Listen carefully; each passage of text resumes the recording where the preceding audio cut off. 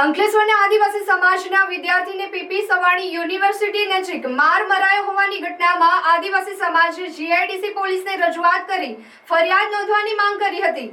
પોલીસે આ બાબતે ફરિયાદ નોંધી વધુ તપાસ હાથ ધરી છે।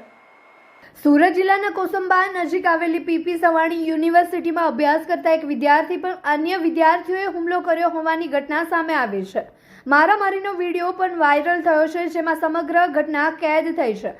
આ બાદ અંકલેશ્વર જીઆઈડીસીમાં પણ આ વિદ્યાર્થીને મારવામાં આવ્યો હતો। આ ઘટનાને લઈ આદિવાસી સમાજે અંકલેશ્વર જીઆઈડીસી પોલીસ મથક ખાતે રજૂઆત કરી ફરિયાદ નોંધાવવાની માંગણી કરી છે। આક્ષેપો મુજબ અંકલેશ્વરમાં રહેતા કેટલાક વિદ્યાર્થીઓએ પીડિત વિદ્યાર્થી પર હુમલો કર્યો હતો। જાતિ વિષયક મતભેદને કારણે મારવામાં આવ્યો હોવાનો દાવો કરવામાં આવી રહ્યો છે।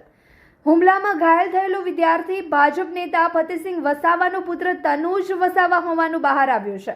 ઘટના બાદ આદિવાસી સમાજમાં રોષ જોવા મળી રહ્યો છે અને ન્યાયસંગત કાર્યવાહી કરવાની માંગ ઉઠી છે। આ મામલે અંકલેશ્વર જીઆઈડીસી પોલીસે 16 વિદ્યાર્થીઓ સામે એટ્રોસિટી એક્ટ અંતર્ગત ગુનો દાખલ કરી કાયદેસરની કાર્યવાહી હાથ ધરવામાં આવી રહી છે। અંકલેશ્વર જીઆઈડીસી ના છે અને સુરતના છે અને ભરૂચના છે। આ લોકો મારા છોકરાને લગભગ 3-4 મહિનાથી હેરાન પરેશાન કરતા હતા। એ ફક્ત એનું કારણ એવું છે કે મારા છોકરાએ ફોર્ચ્યુનર લઈને જાય છે અને ફોર્ચ્યુનર પર વસાવા લખેલું છે। હવે વસાવા લખેલું છે એ નંબર પ્લેટ કરવા માટે એ લોકો 4 મહિનાથી ટોર્ચર કરતા હતા। એને જેમ તેમ પકડે, એને કઈ હુમલો કરવાનો કઈ રીતે એને, તો એ લોકોએ કાલે મારા છોકરાને 3:30 વાગે પૂરેપૂરી પ્લાનિંગથી એ લોકોએ લુખ્ખાઓ તત્વોને બોલાવ્યા સુરત બાજુથી અને ભરૂચ બાજુથી 30-35-40 જણ થઈને મારા છોકરા પર હુમલો કર્યો છે। મારા છોકરાને ઈજાઓ પણ થઈ છે અને એક ચેન પણ તોડી લીધી છે અને આજે પણ એ લોકો કોલેજમાં ધમકી આપતા હતા કે પોલીસ અમારું હું તોડી લેશે। અમારા બાપ દાદાઓ પર આવો તો બહુ બનાવો બન્યા છે, અમે કોઈથી ગભરાય, પોલીસ અમારું કઈ ઉખાડી નહીં લે, આવાથી અમે કઈ ગભરાય નહીં। અને અમારી જાતિ વિરુદ્ધ ગયા છે। અમારો સમાજ, આદિવાસી સમાજ ભણી ગણીને આગળ જાય એ આ ઉચ્ચ કક્ષાના લોકોને ગમતું નથી।